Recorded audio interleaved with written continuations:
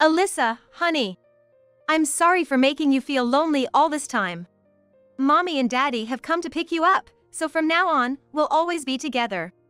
My niece Alyssa and I were stunned and lost for words when my brother and his wife suddenly appeared. And for good reason.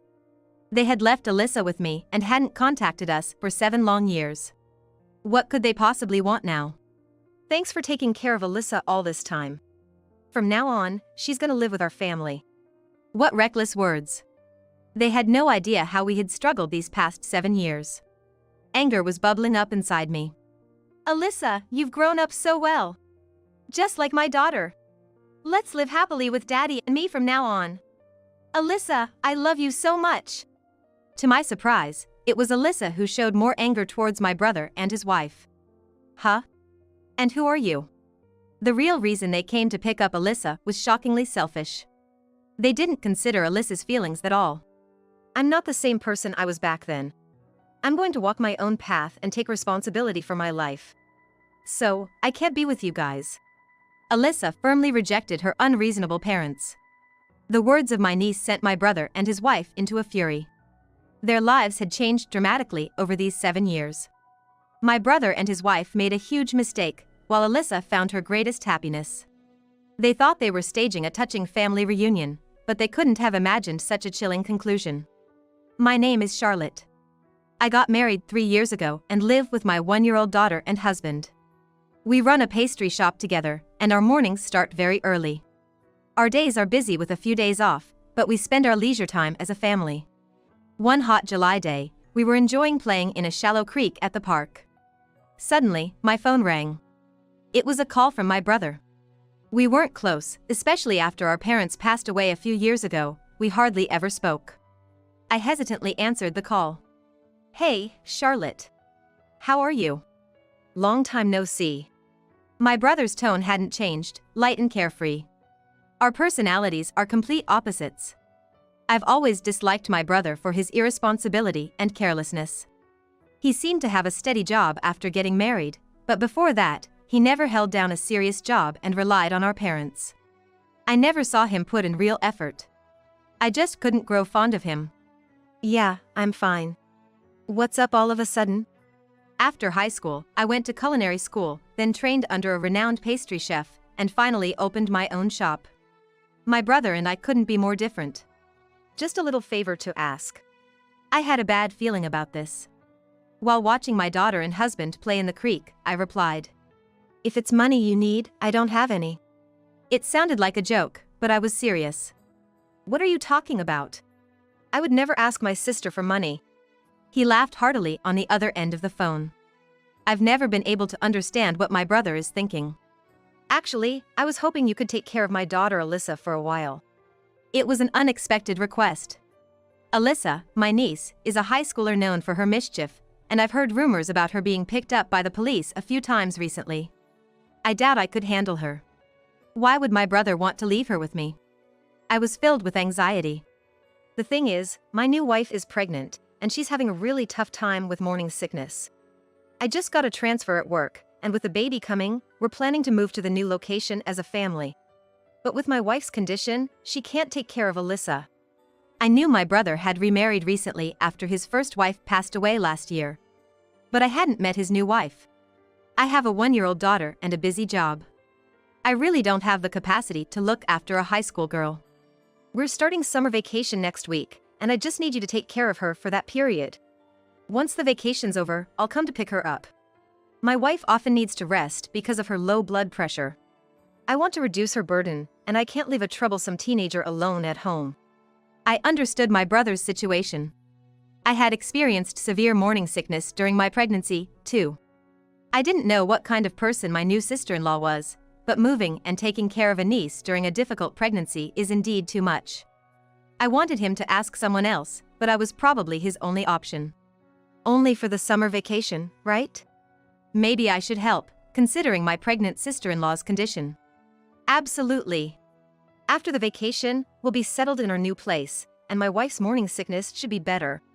I'll definitely come to pick her up. I hadn't seen my niece since my brother's first wife's funeral. However, we hadn't spoken a single word to each other at that time. I had no idea what to talk about. or how to approach her now.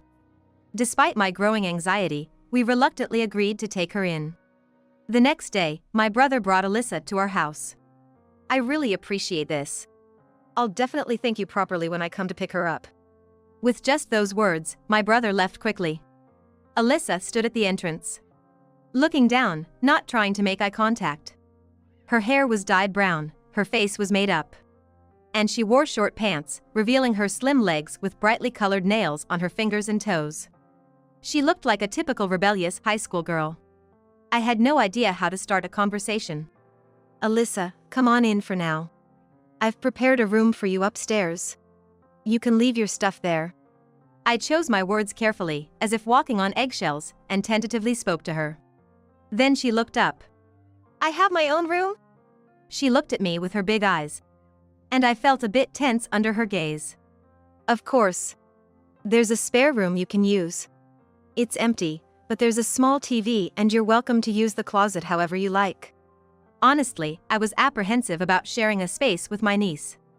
So, I made sure she had her own room to give us both some separate space. Thank you. I'll make myself at home, Alyssa said and went upstairs with her belongings. I glanced at the sandals she took off and was a bit surprised. They were neatly arranged at the edge of the entrance. That's when our cohabitation began. I don't have school or club activities because it's summer break, so I'm pretty free, Alyssa said and took over the household chores, helping out our busy family. Besides, since I'm staying in this lovely house for free, the least I can do is help out. She even started helping with dinner preparations and made snacks for my daughter every day. Today I made pumpkin cookies. They're additive-free and low in sugar, so they're safe for her to eat a lot. Alyssa doted on my daughter, who quickly grew fond of her. And the snacks she made daily were not only cute but also delicious, unbelievably professional for an amateur. Alyssa, known for her mischief and police encounters, showed none of that behavior. Instead, she was honest and kind. I felt ashamed for having been trapped in my preconceptions. When we were at work, Alyssa started taking care of my daughter. My daughter, who usually went to daycare, was delighted to spend time with Alyssa at home. She even started calling Alyssa Big Sis. We were filled with gratitude towards her. Why would such a kind and responsible niece get into trouble with the police? Curious, I decided to ask her. Suddenly, Alyssa became silent and looked down. Her expression is sad. It seemed like she was hiding something. Then slowly, she looked up and quietly began to reveal her past to me. The past this 15-year-old girl carried was far beyond my imagination, filled with sadness and hardship. Alyssa told me about the loss of her beloved mother to illness when she was in middle school. However, it was a disease that might have been cured if it had been properly treated early on. Her mother, my brother's wife, suffered in silence, unable to make my brother understand her illness. Alyssa had harbored resentment towards her father, my brother, for this. My real mom was so kind and taught me so many things. She taught me cooking, and even manners so I wouldn't embarrass myself in society. I remembered the neatly arranged sandals Alyssa had left on her first day at our house. I suddenly remembered. That's what it was all about. A year after my mom passed away, Dad remarried. And that's my current stepmom. How could Alyssa accept a new mother when she hadn't even come to terms with her loss? I grew increasingly frustrated with my brother's selfishness. Since then, Dad started telling me I was unwanted. My brother began neglecting Alyssa, choosing to go out at night with his wife instead. At home, he treated Alyssa as an intruder, not allowing her to be part of family time. Alyssa wasn't given her own room and ended up spending her time alone in a corner of the hallway. Barely fed, Alyssa eventually resorted to stealing snacks and bread from convenience stores. This was her first encounter with the police. After that, she started seeking a place to belong outside, venturing into the night and finding companions. Initially, she found joy in the company of those who accepted her loneliness, but as she grew closer to them, doubts emerged. Her friends started engaging in delinquency, and Alyssa began to take the blame for their actions. Repeatedly caught by the police, labeled as a troublemaker, school became difficult for her. Disgusted with her life, she longed to escape. Then, suddenly, she was brought to my place, feeling completely abandoned by her uncle and aunt. However, with us, Alyssa began to rediscover her true self. I remember hugging her as she talked about her past with a fleeting smile. That's why she was so happy when we prepared a room for her, giving her a place where she belonged. But over time, she only used her room for sleeping at night. She spent most of her time playing with my daughter in the living room or helping me. What Alyssa truly sought wasn't solitude, but the warmth of a family. I felt helpless and angry at my brother's selfishness. Even after summer break, Dad might not come to pick me up. I might have to return to my lonely life, so can I enjoy my time here for now? Her words brought tears to my eyes. I didn't know how to respond. Even if her father came for her, she would likely return to her previous life. Overwhelmed with emotion, I just held her close. And on the last day of summer break, her fears came true, her father didn't show up. I wondered what my brother and his wife were thinking. Were they planning to come and pick her up? If so, were they preparing to welcome Alyssa into their new home? Were they intending to become a proper family and lead a peaceful life? Or did they have no intention of coming at all? I couldn't understand what they were thinking and called my brother numerous times. However, no matter how many times I called, he never answered. How selfish can he be? My frustration was growing. Meanwhile, Alyssa was quietly packing her things. Was she planning to leave today? But she had nowhere to go. I couldn't let her go back to the dangerous streets at night. Alyssa, stay one more night with us. I can't get in touch with your dad, and you have nowhere to go, right? Then, Alyssa, who had been silently packing, looked up and showed a bright smile. It seemed like her eyes were reflecting the light from the fluorescent lamps. Probably tears. That night, I discussed it with my husband. We couldn't let Alyssa go. And we couldn't trust my brother and his wife. We wanted to take Alyssa in and live with her. My husband nodded in agreement with my thoughts. The next morning, we told Alyssa our decision. What? I stay here? I don't have to go back to that family? Alyssa's face was filled with joy, and she cried tears of happiness. Seeing her like this, I made up my mind. I would become her mother. And I firmly held Alyssa's hands. You can stay here forever. At that moment, we became a family. And then the new school term started. Alyssa dyed her hair back to black, stopped wearing makeup and doing her nails, and went to school every day. When she came home, she would immediately start making snacks for my daughter. Her skills were excellent, so we decided to try selling Alyssa's homemade vegetable cookies at our store. They became very popular as healthy snacks and sold out quickly. My mom used to bake cookies for me. I loved the sweet smell from the oven and often helped her. She was very interested in the sweets we made. So, on weekends, we enjoyed baking with Alyssa. Wow, it smells so good! My daughter always came to the kitchen and couldn't resist sneaking some whipped cream and other treats. Alyssa laughed heartily at my daughter's actions. With our advice, Alyssa's baking skills improved rapidly. After graduating from high school, Alyssa enrolled in a patisserie school and then gained experience at a famous bakery. I wholeheartedly supported Alyssa as she walked the same path as me. After completing her apprenticeship, Alyssa, who had worked tirelessly in our shop from morning till night with her savings, finally achieved her dream of independence. Alyssa became a full-fledged pastry chef. Thank you, Mom, Dad, for everything. Alyssa said, a little embarrassed, and smiled. Congratulations. You've worked hard. Let's continue to strive together as sister shops, I said, setting goals for ourselves. Alyssa, who set her own goals and worked hard toward her dreams, was our pride. My husband nodded in agreement. After that, Alyssa developed not only delicious but also stylish and cute sweets that made people happy just by looking at them. She quickly joined the ranks of famous bakeries. She received daily interviews from TV and magazines, and her creations spread across the country through social media. People even came from afar to visit our shop. Every day, there was a line forming in front of our shop before opening. One day, my husband and I were helping prepare for the opening at my daughter's shop. As Christmas approached, we paid attention not only to product development but also to decorating the store and designing paper bags. We pastry chefs put a lot of effort into this time of the year. This year, the Christmas limited edition product that Alyssa made was strawberry cheesecake. The combination of rich cheese and refreshing strawberries was very popular, and people lined up from early in the morning just to get it. Alyssa carefully arranged the products, my husband cleaned up the kitchen, and I wiped the glass showcase. At that moment, a man's voice said, "Excuse me." "Sorry, we still have about 10 minutes until we open. Would you mind waiting outside?"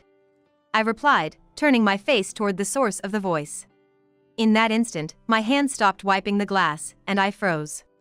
"Hey! Long time no see. How have you been?"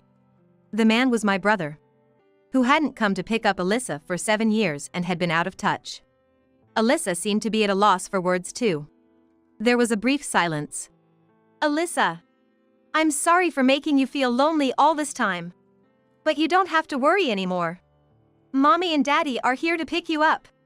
From now on, we'll be together forever." From behind my brother, his wife appeared, raising her voice. This was the first time I had seen my brother's wife's face. Until now, she had never done anything motherly, and now she was suddenly claiming to be mommy. Both of them appeared so casually, as if nothing had happened. I looked at them with contempt, surpassing anger. What on earth did they want? "Charlotte, don't make such a scary face. Thank you for taking care of Alyssa all this time. Sorry for being late to pick her up. Alyssa will live with our family from now on." What a thoughtless thing to say.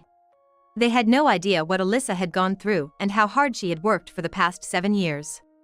They knew nothing, and now they were talking about our family. Rage boiled up inside me. "Alyssa, you've become quite impressive. You truly are my daughter. Let's live happily with Mom and Dad from now on. Alyssa, you're really amazing. I love you so much." Alyssa, who had been twisting her face at my brother's eerie attitude she had never shown before, finally spoke. "Huh? Who are you? If you have nothing to do with this shop, please leave right away." Alyssa turned her back to my brother and his wife as she said that. "Don't say that. We apologize for being late to pick you up. But we've had our own difficulties too. It's been tough in many ways. Now that you're grown up, you'll understand, won't you?" In response to my brother's words, Alyssa turned around and cast a cold gaze at him. "We've been struggling financially. Even our child born 7 years ago is currently in foster care. Truth is, I used a bit of the company's money and got caught, leading to losing my job. On top of that, we're in debt, and there's no way we can support our child." What a situation. He had embezzled money, lost his job, and was burdened with substantial debt. Desperate, they had seen an article about Alyssa's success in a magazine, and out of financial desperation, they approached her. "Enough of your selfishness. If you're in need of money, then both of you should work from morning till night. What you're doing is nothing to be proud of as parents, is it?" I couldn't contain my anger and raised my voice unintentionally. In response, my brother sneered as if mocking me. "Don't get so angry. Besides, this is a matter between me and Alyssa. You're not involved. Don't interfere." Then, Alyssa placed her hand on my back and stepped forward. Her touch seemed to convey gratitude. "That's right. Just as you say, I'm no longer the person I used to be back then. I've grown up. I'll take responsibility for my own life. So, I won't be living with you. You're disrupting the business. Please leave." With a single statement, Alyssa turned my brother and his wife red-faced. "What kind of attitude is that towards your parents? It's just that we were a little late to pick you up. You're quick to act high and mighty once we say something nice. We hoped you had grown into someone who could listen to your parents and their expectations, but we're disappointed." My brother's harsh words echoed in the shop. Why should I listen obediently to my parents, who had always been unreasonable? I couldn't help but feel irritated. And my husband, having heard the commotion, came out of the kitchen. "What parents? What family? They've never done anything remotely like parents. It's audacious of them to say something like that now." Alyssa turned around and looked at us. "They are neither my parents nor anything of the sort.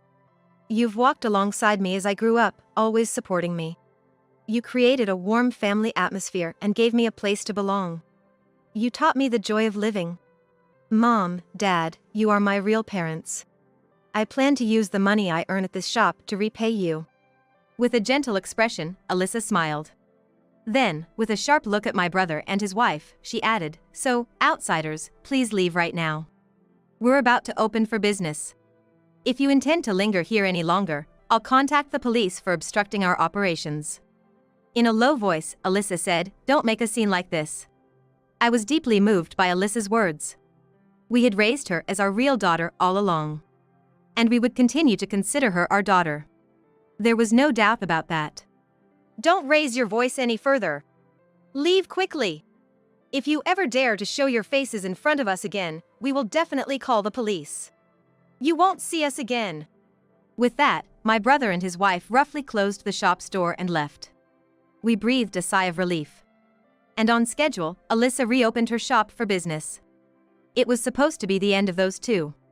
However, this was just the beginning of relentless harassment from my brother and his wife. The following day, I received an email from my brother on my smartphone. The email contained a terrifying message that seemed like a downright threat. It stated that unless Alyssa was returned to my brother and his wife, they would spread negative rumors about her shop and make it impossible for her to continue her business. I immediately called Alyssa's shop, and she informed me that a similar letter had been placed in front of her store. "I'll burn this kind of letter. Even if they spread bad publicity about the shop, I won't be deterred. I won't be defeated by such foolish harassment." Alyssa continued to ignore the repeated threatening letters, even though she knew they were harassment. Receiving such harsh threats daily would take a toll on anyone's spirits. But Alyssa remained steadfast with a determined attitude. At this point, it seemed like Alyssa was waiting for the right opportunity to strike back at my brother and his wife. Finally, that chance arrived.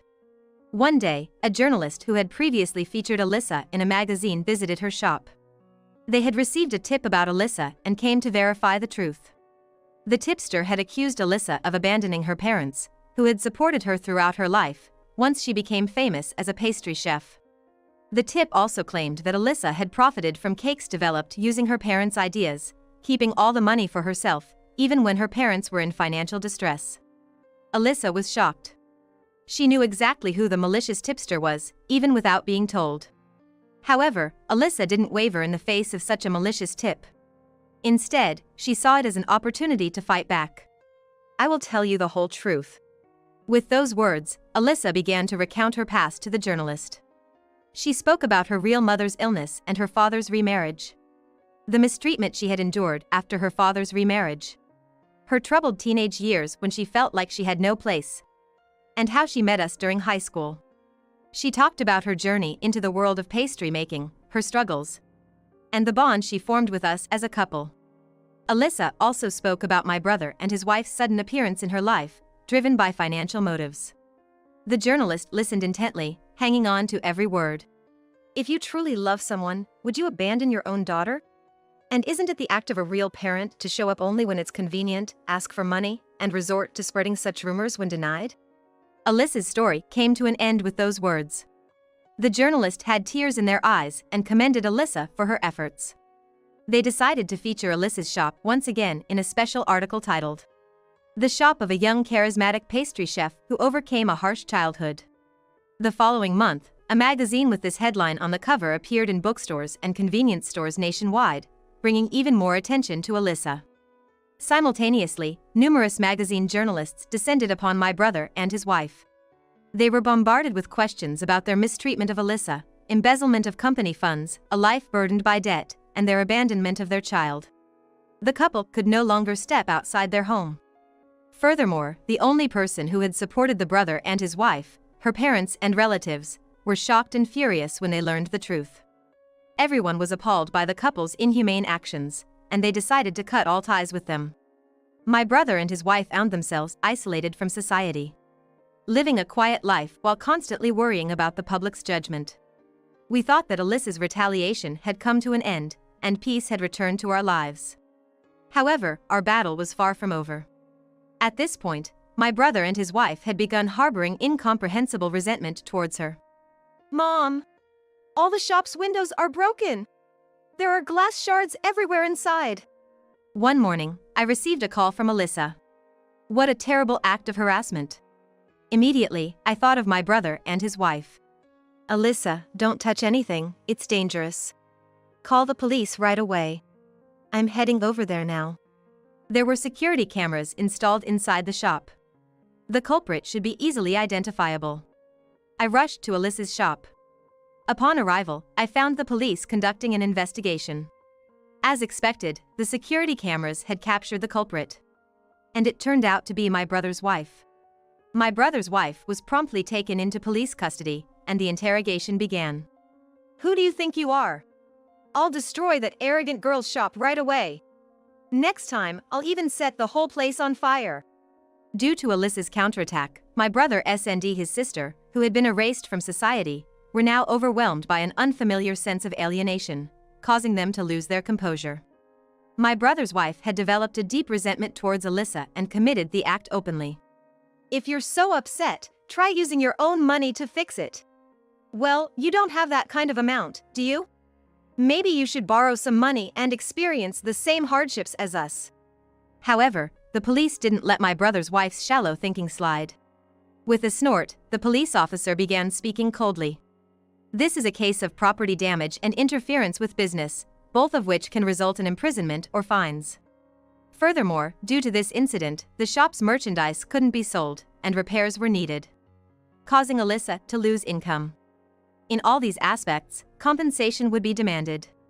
At this point, she finally realized the gravity of her actions. Her arrogant attitude changed, and she suddenly became smaller in demeanor. For the debt-ridden couple, there was no way they could afford the fines, so the brother's wife reluctantly entered the cold walls of prison. While Alyssa and I were cleaning up the shop's phone rang. It was my brother. "Don't mess around.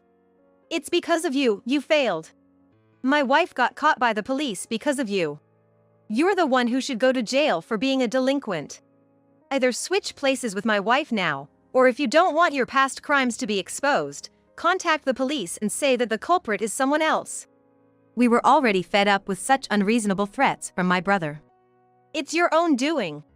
If you have the time to make these threatening phone calls, then find a job and try to pay off your debts. You can't keep relying on other people's money forever." Unable to counter Alyssa's rational words, my brother finally shouted incoherently. "Shut up! Shut up! Don't interfere with your parents like this, you ungrateful daughter. I'll send you to hell." On the other end of the phone, my brother was breathing heavily. "You're not my parents, or anything like that. You abandoned me 7 years ago. You're strangers now. And..." On the other end of the phone, my brother was breathing heavily. "Do you think you can get away with these threats? I still have all the letters left in front of the shop. I've recorded this phone call too. If you continue to harass us, you'll face the appropriate consequences. You'll be charged with a new crime called extortion." Then, from the receiver, came my brother's growl. "Exactly as Alyssa says. If you don't want to increase your charges any further, cut ties with us. Work hard on your own and repay your debts." With that, we hung up the phone. 7 years ago, Alyssa was a high school student with a record of 5 delinquency cases, and I didn't know how to handle her. To see her grow so resiliently, taking her own path, becoming independent, and distancing herself from her father was truly impressive. "You've really become a remarkable person. You've worked so hard." I looked at Alyssa. "Well, I'm my mother's daughter, after all."